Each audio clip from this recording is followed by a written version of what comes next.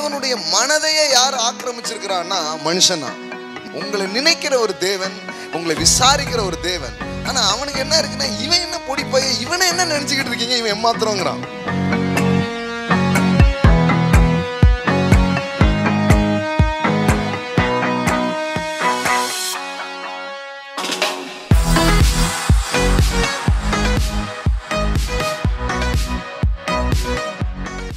சங்கீதம் 8வது சங்கீதம் 3வது வசனத்துல இருந்து பாருங்க. உமது விரல்களின் கிரியையாகிய உம்முடைய வானங்களையும் நீர் ஸ்தாபித்த சந்திரனையும் நட்சத்திரங்களையும் நான் பார்க்கும் பொழுது மனுஷனை நீர் நினைக்கிறதற்கும் மனுஷகுமாரனை நீர் விசாரிக்கிறதற்கும் அவன் எம்மாத்திரம் என்கிறேன். கம்பேர் பண்ணும்போது இவனுடைய பிசிக்கல் தோற்றத்தை இந்த கிரியேஷனோட, இந்த படைப்போட கம்பேர் பண்ணும் பொழுது இவன் எப்படி இருக்கான்? ஒரு 6 அடி ஆள், அவ்வளோதான். ஆனால் மீதி எல்லாம் பிரம்மாண்டமாக இருக்குது. இவன் எவ்வளோதான் இருக்கான்? 6 அடி, சிலது 4.5 3 கம்மியாக தான் இருக்கிறாங்க. ஆனால் மற்ற படைப்பெல்லாம் பார்த்தா ரொம்ப பெருசாக இருக்குது, பிரம்மாண்டமாக இருக்குது. ஆனால் அளவுலையும் பார்த்தா, உபயோகத்திலையும் பார்த்தா மற்றதெல்லாம் என்னமோ ரொம்ப பெரிய பயனாக இருக்குது. ஒரு நாள் சூரியன் வரலன்னா என்ன ஆகும்? ஆனால் ஒரு நாள் நீங்கள் வரலன்னா என்ன ஆகும்? ரொம்ப நிம்மதியாக இருப்பாங்கங்கிறீங்களா?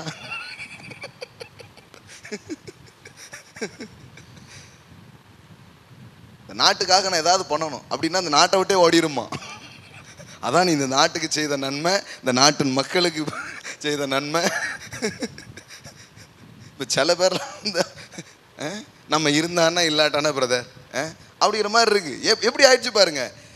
ஆனால் இவன் என்ன, இங்கே வந்து இதுதான் ஒரிஜினல். இந்த ஒரிஜினல் நீங்கள் பார்த்தா சூரியன், சந்திரன், நட்சத்திரம் எல்லாமே இவனுக்காக தான் என்ன பண்ணப்பட்டிருக்குது, படைக்கப்பட்டிருக்குது.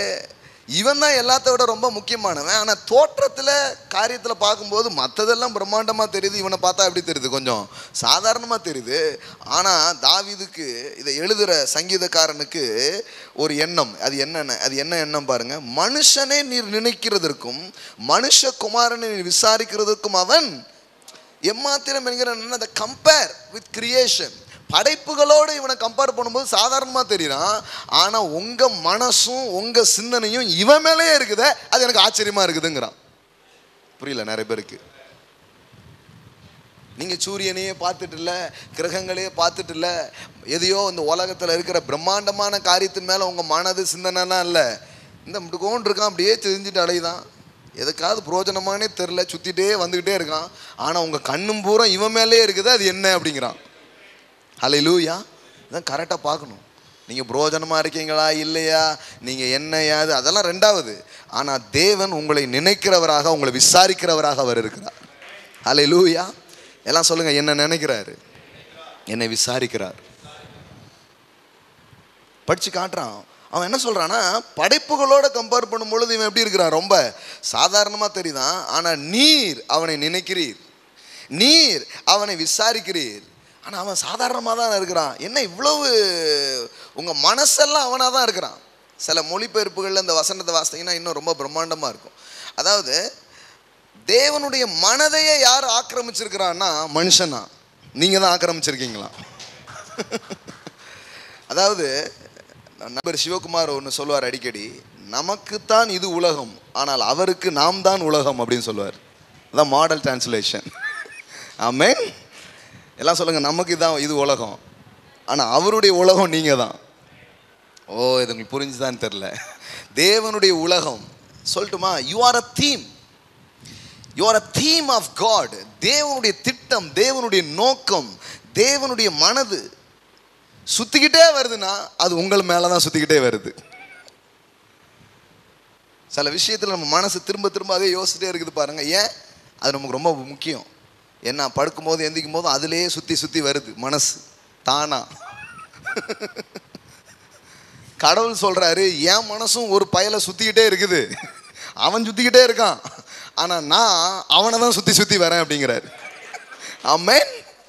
எல்லாம் சொல்லுங்கள், என்னை நினைக்கிறார், என்னை விசாரிக்கிறார். ஐயோ, இது புரிஞ்சிச்சுன்னா நீங்கள் வேற மாதிரி யோசிக்க ஆரம்பிச்சிருவீங்க. உங்களை நினைக்கிற ஒரு தேவன், உங்களை விசாரிக்கிற ஒரு தேவன். ஆனால் அவனுக்கு என்ன இருக்குன்னா, இவன் என்ன பொடி பைய, இவனை என்ன நினச்சிக்கிட்டு இருக்கீங்க, இவன் ஏமாத்துறோங்கிறான். எத்தனை இதெல்லாம் எவ்வளோ பெருசாக இருக்குது. இன்றைக்கி கூட பார்த்தீங்கன்னா சிலர் வந்து எல்லாத்தையும் ரொம்ப பெருசாக பேசி மனுஷன் ஒன்றும் இல்லாமாங்க. பார்த்துருக்கீங்களா நீங்கள்? இது கூட புரோஜனம் உண்டு. சில நேரத்தில் நம்ம வீட்டில் சின்ன வயசுலேயே கேட்போம், கொஞ்சம் கரெக்டாக இல்லைன்னா 4 இதுக்கு பதிலாக 4 எரும மாட்டேன் சொல்ல மாட்டேங்கிங்க. காலையில் அதையா ஞாபகப்படுத்துறீங்க அப்படின்ட்டா வாங்கி விட்டா நல்லா இருக்கும். தென்னையை வச்சா இளநீர், பிள்ளையை பெற்றா கண்ணீர் அப்படிலாம் எழுதியிருக்காங்க, பக்தர்கள் பாடியிருக்கிறார்கள். தென்னை மரத்தாலலாம் வச்சா கொஞ்சம் இளநீ கிடச்சிருக்கும். இவனை வச்சதுனால என்ன கிடச்சிருக்கு? ஒரே கண்ணீர் தான் கிடச்சிருக்கு. சரியே இல்லை.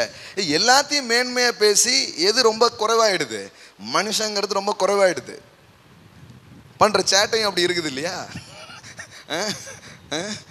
ஆனால் இங்கே பார்த்தா எதுவுமே பெருசு இல்லை கடவுளுக்கு. அவர் சொல்கிறார், எல்லாம் இருக்கட்டும், எது வேணாலும் இருக்கட்டும், என்னுடைய கவனமும் என்னுடைய விசாரிப்பும் இவன் பேரிலே தான் இருக்குது அப்படிங்கிறார். அல்லேலூயா.